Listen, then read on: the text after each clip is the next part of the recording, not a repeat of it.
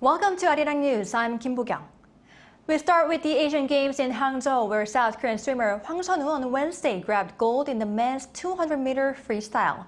He broke his own national record with a time of 1 minute 44.40 seconds, setting a new Asian record as well. This is his second gold medal at the Asian Games, as he also won the men's medley relay gold on Monday. Hwang's teammate Lee Ho-jun nabbed bronze, while China's Pan Za-lei took silver. Meanwhile, the South Korean football team beat Kyrgyzstan 5-1 on the same day, progressing to the quarterfinals.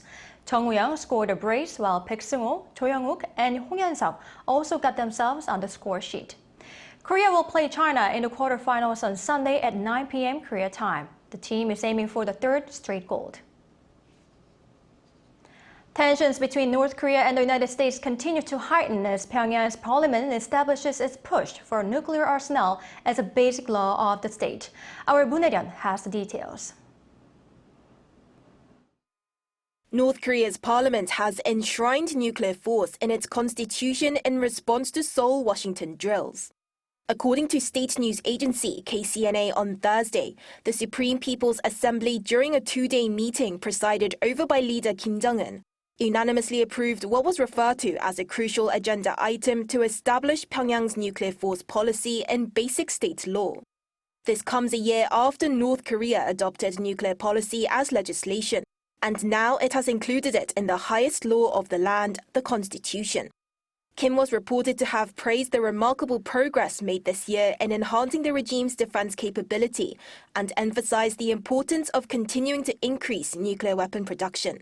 He also criticized the United States for operating the Nuclear Consultative Group with the aim of using nuclear weapons against North Korea, and a series of provocations such as resuming large-scale joint military exercises with South Korea. The trilateral military alliance between the US, South Korea and Japan was labeled as Asia's NATO, and Kim urged officials to strengthen solidarity with nations opposing the United States and the West's hegemonic strategies. Kim returned home last week after a trip to Russia, where a summit with Russia's President Vladimir Putin led to strengthened cooperation in various fields such as military and economy, heightening confidence in the alliance as anti-American nations. Moon Hae-ryun, Arirang News. The U.S. soldier who was held in North Korea after crossing the inter-Korean border in July, Travis King, has returned to U.S. custody. This comes after the reclusive regime decided to expel him after a probe, without asking for any concessions from the U.S. in return for King's release. Travis King was reportedly in good health and good spirits ahead of his departure. Having left the north on Wednesday, he arrived in the Chinese border city of Dandong, flew to Shenyang, and then to South Korea's Osan Air Base. There, he was transferred to the U.S. Department of Defense before departing for the U.S. King is expected to undergo psychological assessments and debriefings in a Texas military installation and is likely to be in military custody throughout the process. Washington expressed his appreciation to Sweden and China for their diplomatic efforts in helping with King's release. The long Chuseok holiday starts from today, and so with a variety of promotion and events ready, department stores and traditional markets are expecting lots of customers. Our Park Gon-woo went out to see what sellers are doing to boost domestic demand. Active domestic demand is expected to keep going until the end of the long Chuseok holiday, especially in places like department stores and traditional markets. And for this year's Chuseok, the so-called Kim Young-ran Act, a law that was brought in to prevent bribery and dishonesty, has been revised temporarily, allowing people to buy gifts that are more expensive.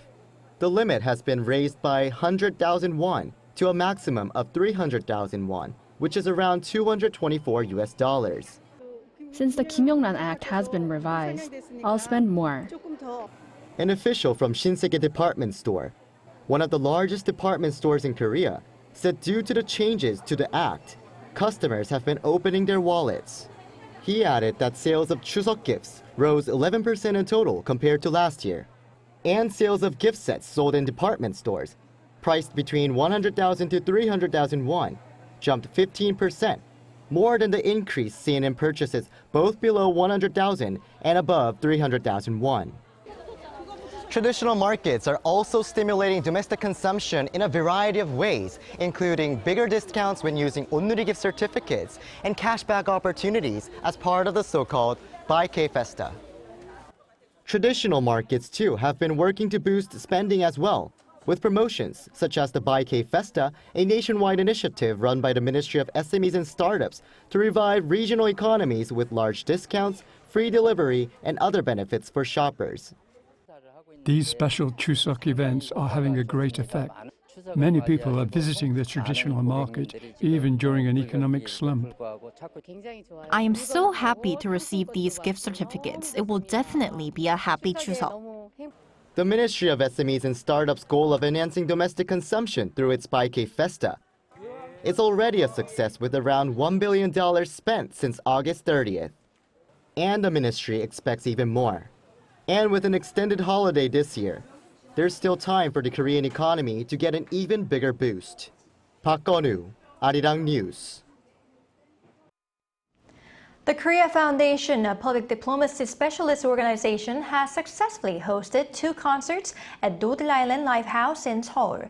Named 2023 Public Diplomacy Rhapsody, Melodies Without Borders, the concerts featured a total of 6 domestic and international artists or groups, in collaboration with some from the Jeonju World Sound Festival. Performances included Estonian singer-songwriter Mary Culkin, Shamanic folk band pop band Akdan Gwangchil, and others. Visitors also got a chance to participate in workshops learning traditional dances from India and South Africa.